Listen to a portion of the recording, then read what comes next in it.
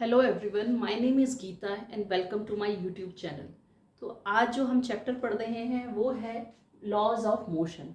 इस चैप्टर को हमने कल भी डिस्कस किया था और इसमें न्यूटन के हमने फर्स्ट लॉ और सेकंड लॉ को पढ़ा था। तो आज जो हम सबसे पहले इस लेक्चर में पढ़ने वाले हैं वो principle of conservation of linear momentum पढ़ेंगे, न्यूटन के थर्ड लॉ पढ़ेंगे और कुछ फोर्सेस के बारे में जानेंगे और उनका फ्री बॉडी डायग्राम कैसे बनता है वो भी सीखेंगे। तो स्टार्ट करते हैं लेक्चर को। सबसे पहले आता है कंजर्वेशन ऑफ लीनियर मोमेंटम। देखिए देखिए जैसे ही नेम सजेस्ट करता है कि कंजर्वेशन, यानी कंजर्वेशन किसका है? लीनियर मोमेंटम का। तो लीनियर मोमेंटम का कंजर्वेशन है कब होगा? जब उस पर no net external force act on a system, यानी जब किसी सिस्टम पे net external force F net zero हो जाएगा, एफ नेट जीरो हो जाएगा तो उसका मोमेंटम क्या हो जाएगा? कंजर्व हो जाएगा। पी क्या हो जाएगा? कांस्टेंट हो जाएगा। कैसे? देखिए न्यूटन के सेकंड लॉ को तो हम जानते हैं, क्या होता है? एफ नेट क्या होता है? DP by D T. यानी अगर एफ नेट ही जीरो हो जाए तो यानी डीपी बाई डी टी भी जीरो हो जाएगा। अब ये जीरो कब होगा? जब हम किसी कांस्टेंट का डेरिवेटिव करेंगे, यानी कांस्टेंट डिवाइड डी, क्योंकि कांस्टेंट का ही डेरिवेटिव जीरो होता है ना, तो इन दोनों को कंपेयर कर लीजिए तो पी क्या हो जाएगा? कांस्टेंट हो जाएगा। यानी किसी भी बॉडी पे, किसी भी सिस्टम पे अगर आपका एक्सटर्नल फोर्स क्या है? जीरो है, तो उसका मोमेंटम क्या हो जाएगा? कंजर्व हो जाएगा। कंजर्व मतलब होगा कि जितना मोमेंटम पहले होगा, इनिशियल मोमेंटम और फाइनल मोमेंटम सेम होगा। इनिशियल मोमेंटम और फाइनल मोमेंटम सेम होगा। इसका एग्जांपल मैं बताती हूँ आपको। सबसे पहले रिकॉयल ऑफ गन, है ना? आपने गन को देखा होगा, एक छोटी टॉय गन भी देख लीजिए। अगर ये टॉय गन है, सपोज ये टॉय गन है और इसका मास m है और ये वेलोसिटी v से, इसमें से इसका मास m है और इसमें से एक बुलेट निकली। क्या निकली? बुलेट निकली। ठीक है, ये बुलेट है और ये कितनी स्पीड से जा रही है? सपोज v से, और इस बुलेट का मास m है। तो जब आप बुलेट को जब आप ट्रिगर दबाएंगे और बुलेट बाहर निकलेगी तो गन पीछे आती है। उसको ही क्या बोलते हैं? रिकॉयल। गन क्या करती है? रिकॉयल करती है।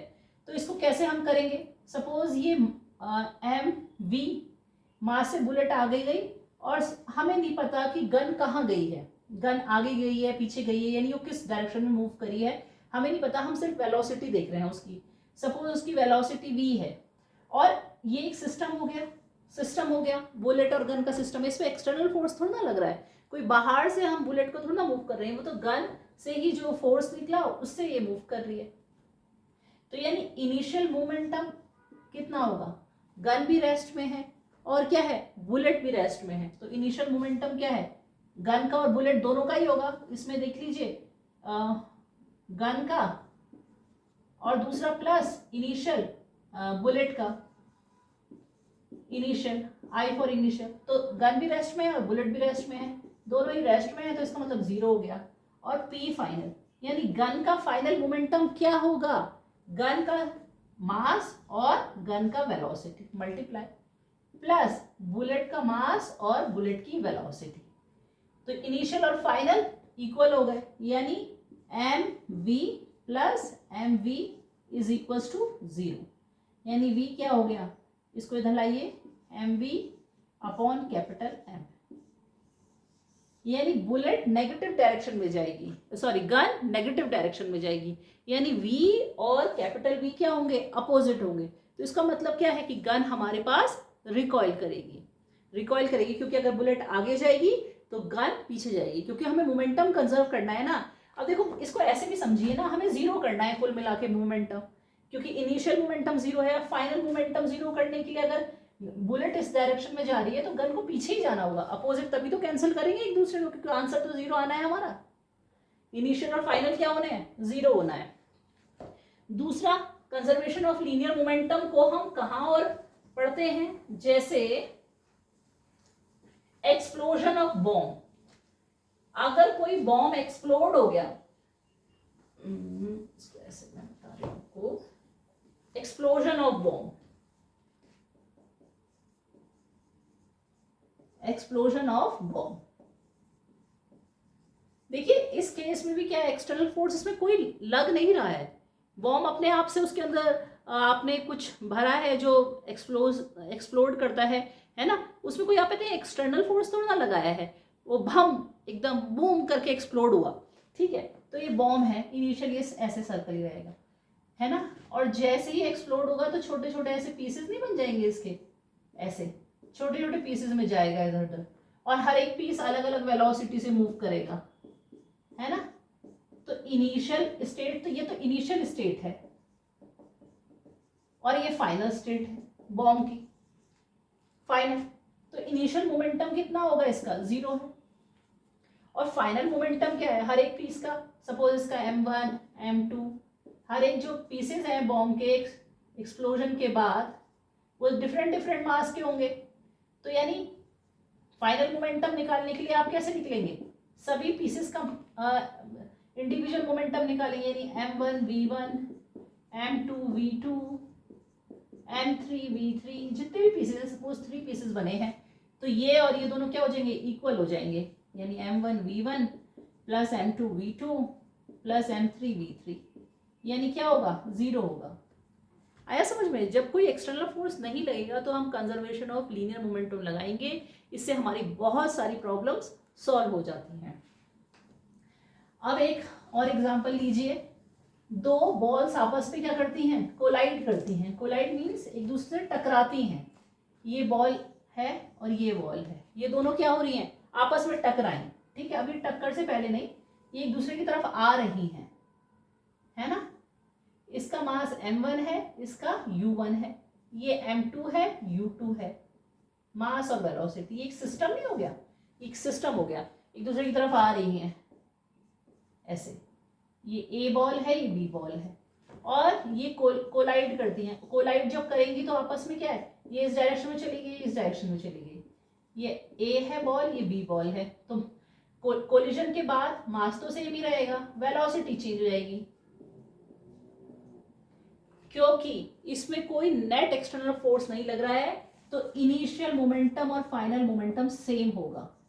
यही तो हमारा law of conservation of linear momentum है। इनिशियल मोमेंटम क्या होगा इस पूरे सिस्टम का, यानी ए का लीनियर मोमेंटम प्लस बी का linear momentum, m1 u1 plus m2 u2, m1 v1 plus m2 v2, यही तो है कंजर्वेशन ऑफ लीनियर मोमेंटम।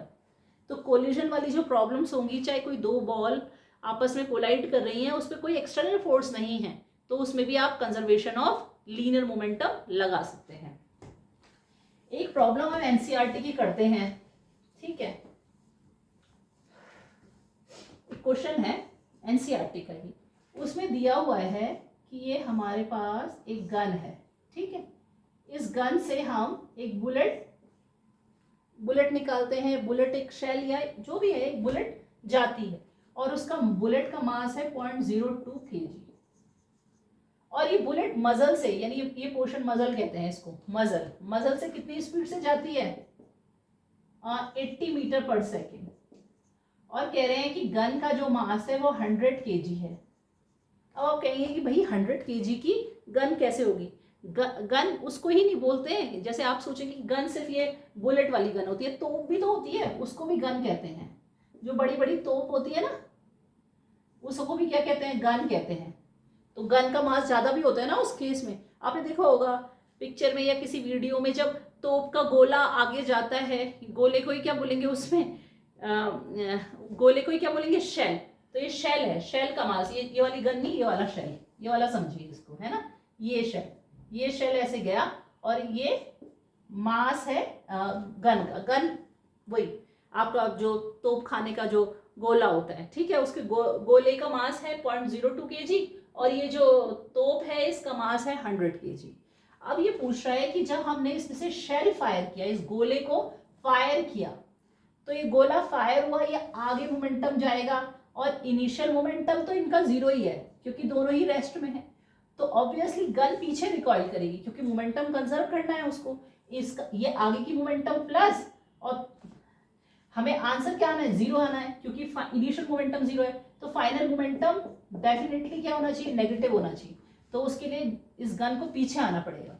तो कैसे निकालेंगे, इनिशियल मोमेंटम 0 है, initial momentum is equal to final momentum. Final momentum क्या है, एम यू प्लस एम, और ये सपोज v वेलोसिटी से पीछे जाती है गन, तो ऐसे आ गया, ये 0 हो गया। m कितना है 0.02, और u कितना है 80 मीटर पर सेकेंड, कैपिटल M कितना है 100 kg, और v ही हमें निकालना है, ये 0 है। तो 8 टू जा 16, 1.6 है ना, 1.6 आ गया, plus 100 v is equal to 0।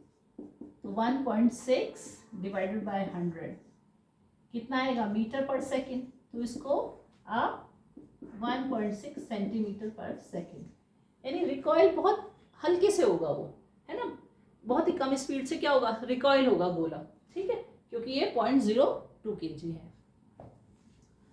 तो इस तरह से हमारे पास जो गन के क्वेश्चंस आएंगे उसको आप इजीली सॉल्व कर सकते हैं। देखिए हमने न्यूटन के फर्स्ट लॉ, सेकंड लॉ और कंजर्वेशन ऑफ लीनियर मोमेंटम को पढ़ा है। अभी हमारा आता है न्यूटन का third law, Newton's third law. इसको आपने अपने जूनियर क्लासेस में भी पढ़ा होगा, लेकिन इसको अभी हम डिटेल में स्टडी करेंगे।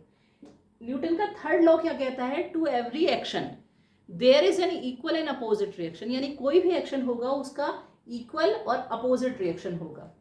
अब ये तो थर्ड लॉ का सिंपल डेफिनेशन है, लेकिन थर्ड लॉ कुछ स्पेशल कंडीशन में ही वैलिड होता है। वो अगर वो कंडीशन फॉलो होगी तभी थर्ड लॉ होगा। वो कहता है कि एक्शन और रिएक्शन सेम है, एक्शन और रिएक्शन के बारे में बात करता है। तो ये जो एक्शन और रिएक्शन है ये क्या है, साइमल्टेनियसली होने चाहिए। जैसे एक्शन हुआ उसी समय रिएक्शन होना चाहिए। ऐसे नहीं कि एक्शन हो गया रिएक्शन होने में टाइम लगेगा, ऐसा नहीं है, ठीक है। तो जैसे आपने गन का एग्जांपल देखा, तो हमने गन में से बुलेट फायर किया, जैसे ही हमने फायर किया हमारे पास गन क्या है, रिकॉइल करती है पीछे। तो वो जैसे एक्शन होता है वैसे ही रिएक्शन होता है। क्या होता है, सेम मतलब सेम ही टाइम पे होता है। तो टाइम क्या होना चाहिए, साइमल्टेनियसली होना चाहिए। क्या होना चाहिए, साइमल्टेनियसली होना चाहिए। और ये डिफरेंट ऑब्जेक्ट पे लगता है एक्शन रिएक्शन, ये नहीं कि एक पे ही एक्शन लग गया दूसरे पे ही रिएक्शन लग गया। जैसे बुलेट पे आपने एक्शन किया तो रिएक्शन किस पे हुआ, गन पे हुआ। तो क्या है, डिफरेंट ऑब्जेक्ट।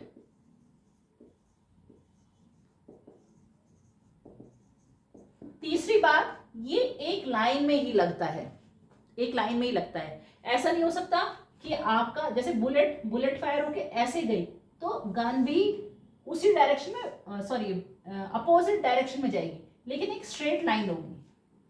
ऐसे नहीं कि गन ऐसे फायर हुई, बुलेट ऐसे गई और गन ऐसे चली गई, नहीं।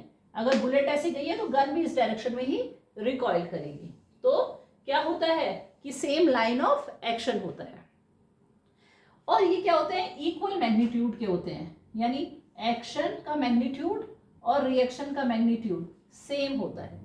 ऐसा नहीं होता, इक्वल मैग्नीट्यूड के होते हैं और सेम नेचर के होते हैं। ऐसे नहीं कि आपने एक्शन का मैग्नीट्यूड, जो हम इसे फोर्स की डायरेक्शन, फोर्स की भाषा में समझे, अगर F1 लग रहा है फोर्स तो रिएक्शन वाला फोर्स क्या होगा, F2 होगा। ऐसा नहीं हो सकता कि F1 और F2 का क्या है, मैग्नीट्यूड डिफरेंट है। तो समझना है, अगर ये कंडीशन नहीं होती है, इन्हीं कंडीशन के होने पर ही आप कहेंगे कि न्यूटन्स थर्ड लॉ है, यानी action reaction law. Action reaction same line, number 1, simultaneously, number 2, एक ही लाइन ऑफ एक्शन होनी चाहिए उनकी, मतलब एक लाइन में होनी चाहिए। अगर बुलेट ऐसे आई है, बुलेट ऐसे गई है तो गन इसी डायरेक्शन में पीछे जाएगी। इक्वल मैग्नीट्यूड के होते हैं, ठीक है, सेम नेचर के होते हैं। तो ये बातें आपकी ऐसी हैं जो आपको ध्यान रखना जरूरी है। ऐसा नहीं कह सकते कि आप ये बातें नहीं करी आपने तो आप इसको कर लेंगे सॉल्व, नहीं, ऐसे नहीं होगा। अब देखिए हम कुछ कॉमन फोर्सेस के बारे में बात करेंगे, ठीक है। जो हम देखिए, जो हम पार्ट पढ़ रहे हैं वो मैकेनिक्स का पार्ट पढ़ रहे हैं। अभी जो हम फिजिक्स में क्लास 11th का फिजिक्स कर रहे हैं वो मैकेनिक्स पढ़ रहे हैं, तो हम मैकेनिक्स की ही फोर्स पढ़ेंगे, कॉमन फोर्सेस। इन मैकेनिक्स। ठीक है, मैकेनिक्स के क्या क्या कॉमन फोर्सेस हैं? नंबर फर्स्ट है नॉर्मल। ठीक है, ये क्या है? ये भी एक टाइप का क्या है? नॉर्मल फोर्स भी है, ये भी एक टाइप का क्या है? फोर्स है। जैसे ये ब्लॉक इस टेबल पे रखा है, ठीक है, ये ब्लॉक एक टेबल पे रखा है, तो टेबल और ब्लॉक के बीच में क्या है? ये एक दूसरे को, ये रुका हुआ है ना, किसी वजह से रुका हुआ है, नहीं तो चल जाता। तो यानी टेबल इस पे क्या है? ब्लॉक इस पे कुछ फोर्स लगा रहा है, टेबल इस पे कुछ फोर्स लगा रही है, तो उस फोर्स को हम क्या बोलते हैं? Contact force, R. ऑब्वियसली इसका रिएक्शन यहाँ होगा। न्यूटन का थर्ड लॉ यही कहता है भाई, एक्शन और रिएक्शन क्या होंगे? सेम होंगे, अपोजिट होंगे। अब इस कांटेक्ट फोर्स के बारे में तो बात हो गई, ठीक है। अब इस कांटेक्ट फोर्स को आप ऐसे और ऐसे परपेंडिकुलर डायरेक्शन में हम क्या कर सकते हैं? ब्रेक कर सकते हैं। तो ये जो फोर्स आएगा वो क्या कहलाएगा? Normal force. और ये जो फोर्स आएगा इसको क्या बोलते हैं? Frictional force. क्या बोलते हैं? Frictional force. तो फ्रिक्शनल फोर्स म्यू आर के बराबर होता है, वो हम अभी थोड़ी देर बाद पढ़ेंगे, थोड़े अगले टॉपिक में, इसी चैप्टर का पार्ट है। तो ये जो परपेंडिकुलर फोर्स होगा, है ना, इसको क्या बोलेंगे? नॉर्मल फोर्स कहेंगे। ठीक है, इस परपेंडिकुलर फोर्स को क्या कहेंगे? Normal force. यानी आर को हमने दो पार्ट में तोड़ लिया है ना, रिजॉल्व कर लिया। जैसे हमने रेजोल्यूशन किया था वेक्टर्स का, ऐसी आर हमारे पास एक फोर्स है जिसको हम कांटेक्ट फोर्स कर रहे हैं, इसको दो पार्ट में। यानी परपेंडिकुलर पार्ट को क्या बोलेंगे हम? Normal force. और हॉरिजॉन्टल पार्ट को क्या बोलेंगे हम? Frictional force. वो कब काम करेगा? जब सरफेस क्या है? हमारी रफ है। ठीक है, जब हमारी सरफेस रफ है। और जब स्मूथ होगी तो फ्रिक्शनल फोर्स को हम इग्नोर करेंगे। वो क्वेश्चंस भी हम करेंगे, तब आपको ज़्यादा अच्छी तरह से समझ आएगा। अभी आप समझ लीजिए कि जो परपेंडिकुलर फोर्स होगा वो क्या होगा? नॉर्मल होगा, नॉर्मल फोर्स कहलाएगा। और ये हमेशा परपेंडिकुलर होता है। जैसे ये कांटेक्ट यहाँ पर है, ये बॉडी यहाँ पर कांटेक्ट है, तो इसके परपेंडिकुलर होगा, इसको हम नॉर्मल फोर्स कहेंगे। ठीक है, और ऑलवेज क्या होता है? इसका नेचर पुशिंग होता है। क्या होता है? पुशिंग। अभी तो ब्लॉक का केस था। अगर हमारा इंक्लाइन प्लेन है, ऐसे भी बहुत सारे क्वेश्चन है, ये इंक्लाइन प्लेन में एक ब्लॉक रखा है। अब बच्चों ये बताओ कि प्लेन से कांटेक्ट तो ऐसे है, तो इसके परपेंडिकुलर होगा ना नॉर्मल, है ना, इसके परपेंडिकुलर होगा ऐसे नॉर्मल फोर्स, क्योंकि कांटेक्ट तो ऐसे है ना, तो इसी का परपेंडिकुलर होगा। तो ये क्या कहलाएगा? परपेंडिकुलर होता है। अब तीसरा है, ये क्या है? पुशिंग नेचर का होता है। ठीक है, दूसरा हम पढ़ेंगे टेंशन फोर्स। क्या है? Tension force. टेंशन फोर्स ये आपने डेली लाइफ में पढ़ा होगा, लेकिन आपने फोर्स के एंगल से इसे नहीं समझा होगा। टेंशन फोर्स ऐसे समझिए, जैसे मैंने यहां पर एक, है ना, कोई पोल गाड़ दिया, इस पे एक रस्सी है, और इस रस्सी को मैं ऐसे, कोई कोलू का बैल समझ लो, ऐसे कोलू घूम रहा है, ठीक है ना, कुछ ऐसा ऑब्जेक्ट घूम रहा है, तो ये इस पे टेंशन लगाएगा। अगर टेंशन, जैसे आपने एक धागे में एक पत्थर ले लिया, ऐसे ऐसे घुमाते हैं ना आप उसे, वो घुमाते हैं, किस लिए घूमता है? वो टेंशन की वजह से घूमता है। यानी ये क्या है? एक तरह से खींचता है इसे अपनी तरफ, है ना। अगर नहीं खींचेगा तो ये रस्सी क्या हो जाएगी? ढीली पड़ जाएगी, ऐसे ढीली हो जाएगी, ऐसे लूज हो जाएगी, लूज हो जाएगी तो फिर घूमेगा थोड़ी ना। तो यानी ये क्या है? पुलिंग नेचर का है। टेंशन फोर्स क्या है? पुलिंग नेचर का है। और ये कैसे होता है? ऑलवेज अवे, है ना, ऐसे टी, ऐसे लीजिए, ऑलवेज अवे। अगर इस ऑब्जेक्ट पे लग रहा है तो away from this centre, away from this centre हमेशा लगेगा। तो टेंशन फोर्स हमारा एक तरह से क्या है? कांटेक्ट फोर्स है। इसी से पहले नॉर्मल फोर्स क्या है? हमारा कांटेक्ट फोर्स है। अगर दो ऑब्जेक्ट के बीच में कांटेक्ट ही नहीं होगा तो कैसे होगा टेंशन फोर्स या नॉर्मल फोर्स? ठीक है, अब तीसरा फोर्स हम पढ़ते हैं स्प्रिंग फोर्स। कौन सा फोर्स पढ़ते हैं? Spring force. अब आपने इसे देखा होगा, सबने आपने स्प्रिंग देखी होगी। स्प्रिंग को जो आप खींचते हैं तो वापस वापस अपने खींचने के बाद अपनी इनिशियल पोजीशन में आ जाती है ना। अब स्प्रिंग को आप प्रेस करिए, फिर वापस इनिशियल पोजीशन में आ जाती है। इनर्शिया की वजह से आती है, क्योंकि वो अपने अपोज को क्या करती है? चेंज करती है। और भाई उस पर अगर कोई फोर्स लग रहा होगा तभी तो वापस आएगी। जैसे ये स्प्रिंग है और मैंने यहां से ब्लॉक, ऐसे ब्लॉक में मतलब अटैच करिए, इस स्प्रिंग को यहाँ से खींचा, है ना, ये ऊपर से टाई है, और स्प्रिंग को ऐसे खींचा तो स्प्रिंग वापस आएगी ना अपनी डायरेक्शन में, और सपोज मैंने इसमें एक्स डिस्प्लेसमेंट इस तरफ खींचा, क्योंकि इसको क्या कर रहे हैं, कंप्रेस नहीं कर रहे हैं आप, इसे इलोंगेटेड कर रहे हो, है ना, इसको खींच रहे हो, ऐसे खींच रहे हो, है ना। जब आप इलोंगेशन करोगे तो इस डायरेक्शन में बढ़ेगी, ये लंबी होगी, तो इस पर एक अपोजिट डायरेक्शन में फोर्स लगेगा, है ना। इसी को हुक्स ने बताया था, हुक्स एक साइंटिस्ट थे, उसको क्या बोलते हैं, हुक्स लॉ, है ना, हुक्स लॉ। हुक्स लॉ क्या कहता है कि जो फोर्स लगेगा ये डायरेक्टली प्रोपोर्शनल होगा एक्स की माइनस एक्स की, यानी इसके डिस्प्लेसमेंट के, जितना आप इसे खींच रहे हैं उसके डायरेक्टली प्रोपोर्शनल होगा। जैसे आप इस तरफ खींच रहे हैं तो फोर्स इस तरफ लगेगा, तभी तो वो वापस जाएगी अपनी इनिशियल पोजीशन में। तो ये प्रोपोर्शनलिटी का साइन हटा लीजिए, माइनस के एक्स, ये ही हुक्स लॉ है, जहां के क्या है, स्प्रिंग कांस्टेंट, स्प्रिंग कांस्टेंट।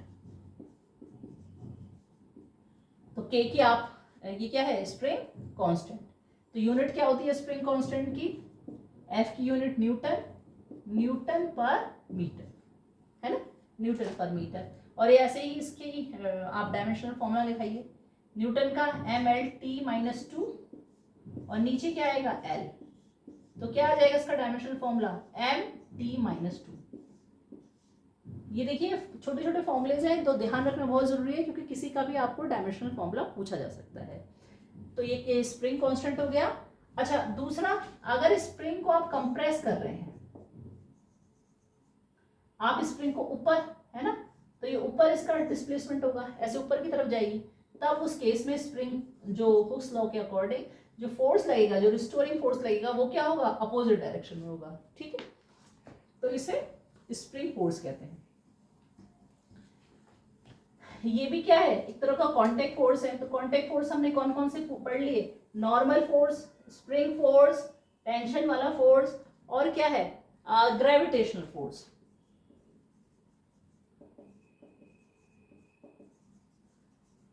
बच्चों ग्रेविटेशनल फोर्स क्या है, कांटेक्ट फोर्स नहीं है। दो ऑब्जेक्ट को जरूरी नहीं है कांटेक्ट में हो। अगर अर्थ का ग्रेविटेशन, अर्थ पे जी क्या है, उसका एक्सेलरेशन है, जिस एक्सेलरेशन पे कोई भी ऑब्जेक्ट अर्थ के सेंटर की टुवर्ड्स गिरता है, तो इसको क्या लिखते हैं, F=mg लिखते हैं। और वैसे डिटेल में आपने पढ़ा होगा G(m1) m(m)/r², है ना, ये पढ़ा होगा। तो m क्या है, जिस ऑब्जेक्ट का मास है, और me क्या है, ये अर्थ का मास है, अर्थ के केस में, ठीक है। तो अगर कोई ऑब्जेक्ट हमने फेंका है, ऐसे घेरा है, तो ये उसका मास है, ये me अर्थ का मास है। तो अर्थ के सेंटर की तरफ, है ना, अर्थ के सेंटर की तरफ ये ऑब्जेक्ट किसी फोर्स से अट्रैक्ट होगा, उसे ही ग्रेविटी बोलते हैं, है ना। वो हमें ऐसा लगता है कि सीधे आ रहा है, बट वो अर्थ के सेंटर की तरफ, अर्थ उसे अपने सेंटर की तरफ अट्रैक्ट करती है। और किस फोर्स से अट्रैक्ट करती है, इस फोर्स से अट्रैक्ट करती है। यहाँ जी क्या है, यूनिवर्सल ग्रेविटेशनल कांस्टेंट है। ये पूरे यूनिवर्स में सेम होता है, इसलिए इसको यूनिवर्सल ग्रेविटेशनल कांस्टेंट बोलते हैं।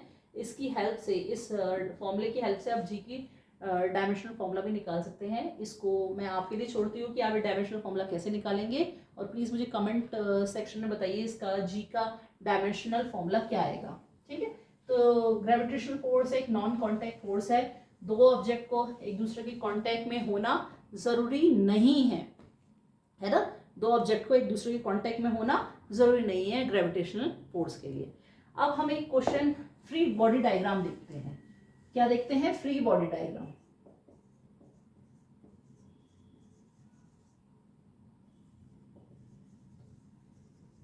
फ्री बॉडी डायग्राम क्यों, हम इसको फ्री बॉडी डायग्राम का कॉन्सेप्ट क्यों आया। देखिए प्रॉब्लम्स तो हमारी बहुत कॉम्प्लिकेटेड होती हैं। मेन हमारा ऑब्जेक्टिव ये होता है कि फिजिक्स के रूल लगा के हम प्रॉब्लम्स को क्या करें, सिंपल करें। तो उसके लिए फ्री बॉडी डायग्राम हमारे लिए बहुत हेल्पफुल होता है। अगर हम फ्री बॉडी डायग्राम ड्रॉ करना सीख लेते हैं तो फिर हम क्वेश्चंस को आराम से सॉल्व कर सकते हैं। अब जैसे फ्री बॉडी डायग्राम के लिए पहले तो आपको सिस्टम को आइडेंटिफाई करना होता है। आइडेंटिफाई सिस्टम, भाई सिस्टम आइडेंटिफाई करोगे तभी तो किसका फ्री बॉडी डायग्राम बनाना है ना। फिर उसमें एक्सटर्नल फोर्स, एक्सटर्नल फोर्स उसमें कौन कौन से काम कर रहे हैं, आपको उस ऑब्जेक्ट पे, उस सिस्टम पे कौन कौन सा फोर्स निकल रहा है, कौन कौन से फोर्स लग रहे हैं, वो सब आपको पता होनी चाहिए, उनको आपको ड्रॉ करना होता है। और तीसरा आपका जो मेन इसमें पार्ट है वो चूज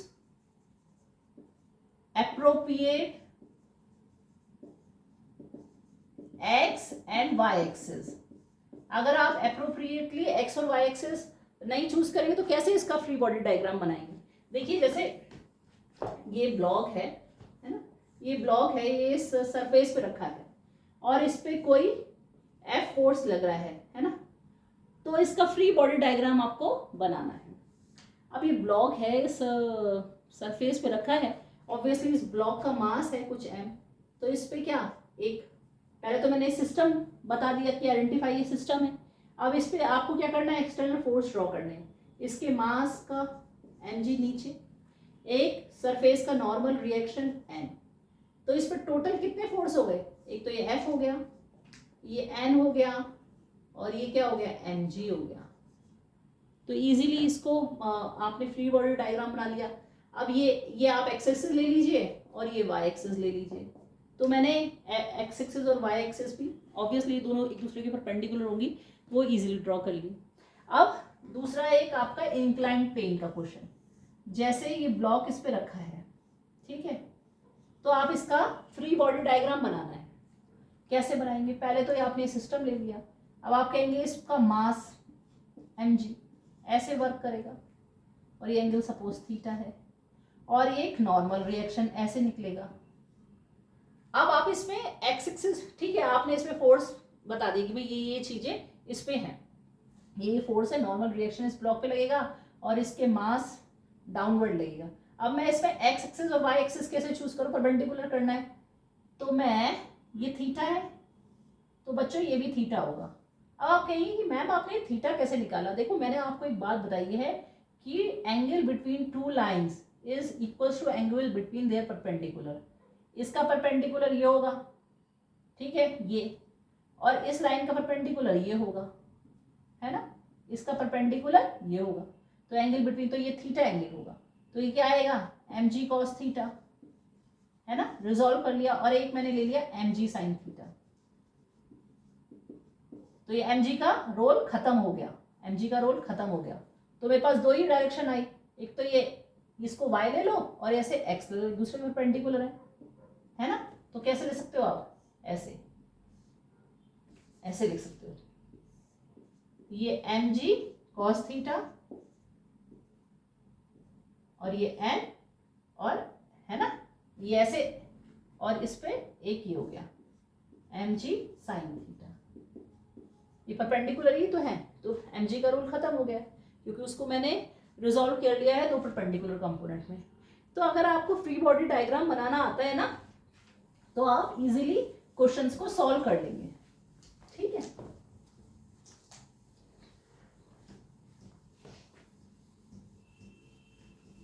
एक एनसीईआरटी का क्वेश्चन हम और लेंगे, ठीक है। उस क्वेश्चन के अकॉर्डिंग क्या है, वो क्वेश्चन कहता है कि देखिए आपके एनसीईआरटी के एग्जाम्पल में दिया हुआ है,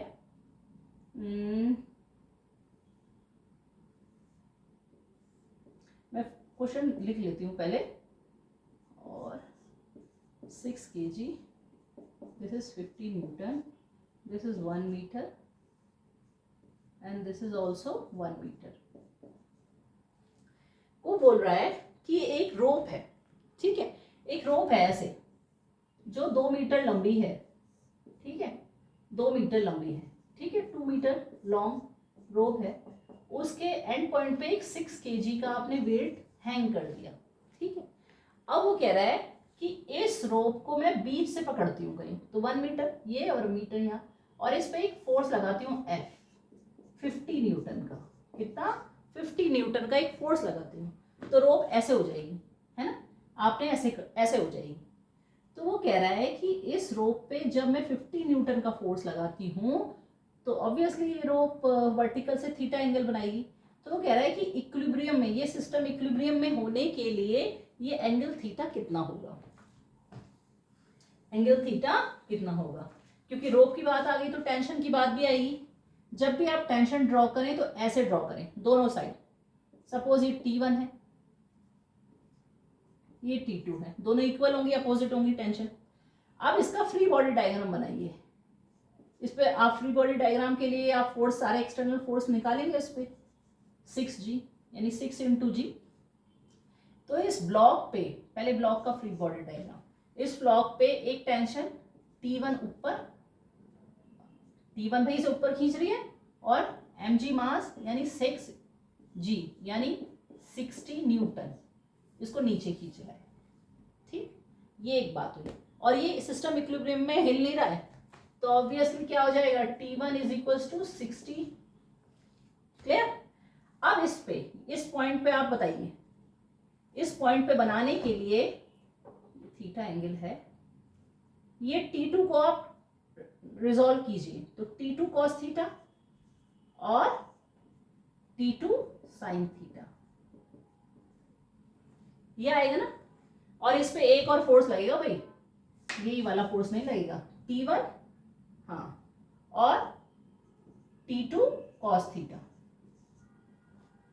ठीक है, और ये F कितना हो जाएगा, T2 sin थीटा, है ना, है ना। एक ये फोर्स हो गया, F = इस पे आपका लग गया, इस पे यहाँ पर इस पॉइंट पे लग गया, F = T2 sin थीटा। अब आप देखिए T2 cos theta, T2 cos theta कितना आ जाएगा, = T1, है ना, और है ना, इसको ऐसे नहीं, T1 = T2 cos थीटा। अब इसको देखिए, ये है T2 sin थीटा = F, है ना, तो इसको डिवाइड कर लीजिए, sin theta upon cos theta यानी tan theta, tan theta = F/T1, और T1 कितना है यहाँ पर 60 न्यूटन, और F कितना है 50 न्यूटन, F कितना है 50 न्यूटन, और T1 क्या है 60 न्यूटन, यानी tan थीटा = 5/6, यानी थीटा कितना हो गया, tan इनवर्स 5/6, यानी इक्विलिब्रियम में होने पर ये जो थीटा एंगल होगा ये होगा। आया समझ में। देखो मैं एक बार और समझाती हूँ कि ये आपका 6 kg का जो वेट है वो हैंग है, उस 6 kg के वेट पर आप टेंशन देखिए। अब आप इस पे ये वाला टेंशन देखेंगे ना, अपवर्ड ऊपर खींच रहा है, तो इसको हटाइए, तो T1 = 6 न्यूटन, 6G यानी 60 न्यूटन। अब इस पॉइंट पे आ जाइए, इस पॉइंट पे आप देखेंगे तो हॉरिजॉन्टल कंपोनेंट इक्वल होंगे, यानी F = T2 sin थीटा, और वर्टिकल कंपोनेंट इक्वल होंगे, तभी तो ये पॉइंट स्टेबल होगा, तो यानी T2 cos थीटा = T1 होगा। ठीक है, तो इस तरह से आप इस टाइप की प्रॉब्लम्स को सॉल्व कर सकते हैं। एक लास्ट मैं आपको कॉन्सेप्ट बताने वाली हूँ कि जो अभी तक हमने न्यूटन के फर्स्ट सेकंड थर्ड तीनों लॉस पढ़ लिए हैं। न्यूटन के सेकंड लॉ पे बेस बहुत सारी प्रॉब्लम्स हम कल के लेक्चर में कवर करेंगे, लेकिन आज मैं आपको ये बताती हूँ कि जो न्यूटन का जो सेकंड लॉ है वही क्या है, रियल लॉ है, यानी न्यूटन सेकंड लॉ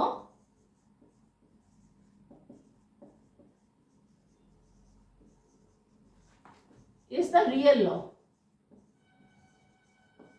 कैसे? आप कहेंगे कि कैसे न्यूटन का सेकंड लॉ रियल लॉ है? क्योंकि न्यूटन का जो सेकंड लॉ है वो कंटेन करता है फर्स्ट लॉ को भी और थर्ड लॉ को भी। फर्स्ट लॉ को कैसे कंटेन करता है जी? न्यूटन का सेकंड लॉ क्या कहते हैं, F = ma। अगर एक्सटर्नल फोर्स 0 हो जाए, F 0 हो जाए, तो A क्या होगा, 0 होगा, है ना। हम सेकंड लॉ को लेके चल रहे हैं और हम ड्राइव करेंगे कि फर्स्ट लॉ भी इसी में है और थर्ड लॉ भी इसमें है, यानी एक्सीलरेशन 0 होगा, यानी वेलोसिटी क्या हो जाएगी, कांस्टेंट हो जाएगी, यानी अगर v 0 है तो 0 ही रहेगी, वो चेंज नहीं होगी, और अगर v मूव कर रहा है तो v ही रहेगी, है ना। ऑब्जेक्ट अगर रेस्ट में है तो रेस्ट में ही रहेगा, अगर वो v वेलोसिटी से मूव कर रहा है तो मूव ही करता रहेगा। तो इसका मतलब क्या है कि न्यूटन का फर्स्ट लॉ यही है कि अगर ऑब्जेक्ट रेस्ट में है तो रेस्ट में ही रहेगा, और मूव कर रहा है तो उसी वेलोसिटी से मूव करता रहेगा। तो सेकंड लॉ में क्या, फर्स्ट लॉ कंटेन है। अब सेकंड लॉ में यही है भाई, सेकंड लॉ से हमारा फर्स्ट लॉ ड्राइव हो गया। अब हम कह रहे हैं कि सेकंड लॉ से हमारा थर्ड लॉ भी आ जाएगा। कैसे? सपोज ये दो ऑब्जेक्ट हैं, बॉल है ए बी, ठीक है, और एक दूसरे से कोलाइड करती हैं, तो ए बी पे कुछ फोर्स लगाएगा और बी यानी ए पे कुछ फोर्स लगेगा बिकॉज ऑफ बी इस डायरेक्शन में, और बी पे कुछ फोर्स लगेगा बिकॉज ऑफ ए इस डायरेक्शन में, ठीक है, यही लगेगा, है ना। और जो एफ ए बी है, न्यूटन का फर्स्ट लॉ क्या कहता है, सेकंड लॉ क्या करता है, F equals to D P by D T, यानी force is equals to rate change of momentum. तो ए बी क्या हो जाएगा, यानी डी पी यानी ए पे बाई डी टी, और एफ बी ए क्या होगा, डी ए पे ए का जितना बी का जितना मोमेंटम चेंज होगा और ए का जितना मोमेंटम चेंज होगा, इन दोनों को ऐड करेंगे, F A B plus F B A is equals to D P A upon D T, D P B upon D T, यानी D P A plus P B upon D T. अब Newton का first law क्या कहता है, second law क्या कहता है कि अगर एक्सटर्नल फोर्स जीरो है तो ये dp बाई dt भी क्या होगा, जीरो होगा।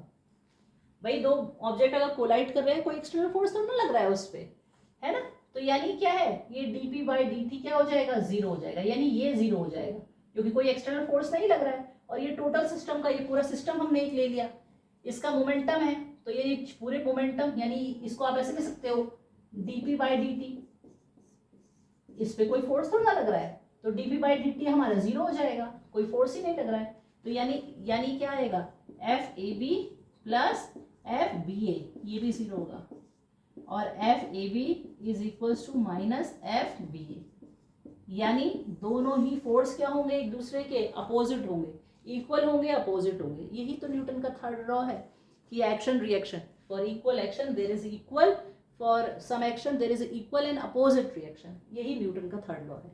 तो न्यूटन का जो सेकंड लॉ है वही रियल लॉ है, उसी के बेस, उसी की हेल्प से हम फर्स्ट लॉ भी ड्राइव कर सकते हैं, उसी की हेल्प से सेकंड लॉ भी ड्राइव कर सकते हैं।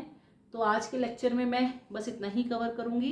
कल के लेक्चर में हम न्यूटन्स के सेकंड लॉ से रिलेटेड कुछ प्रॉब्लम्स करेंगे जो आपके एग्जाम्स के पॉइंट ऑफ व्यू से बहुत इंपॉर्टेंट है, और कुछ एनसीईआरटी के क्वेश्चंस को भी हम सॉल्व करेंगे। तो पढ़ते रहिए। Thank you so much.